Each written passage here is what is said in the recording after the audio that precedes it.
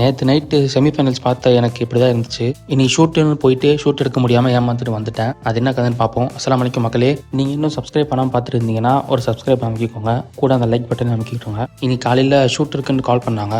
ஆனால் கேமரா எக்யூப்மெண்ட்ஸ்லாம் வந்து ஆஃபீஸில் இருக்கனால ஃபஸ்ட்டு ஆஃபீஸ்க்கு நேராக வந்து கேமரா பேக்கெல்லாம் எடுத்துகிட்டு கிளம்பிட்டேன். வீட்டுக்கு வந்து பைக்கை விட்டு கார் எடுத்துகிட்டு நேராக பெட்ரோல் போட்டு லொக்கேஷன் ரீச் பண்ணிட்டேன். இது சென்னையிலேருந்து கொஞ்சம் அவுட்டரில் இருக்குன்னு நினைக்கிறேன். லொக்கேஷன்லாம் பார்க்க அழகாக இருந்துச்சு.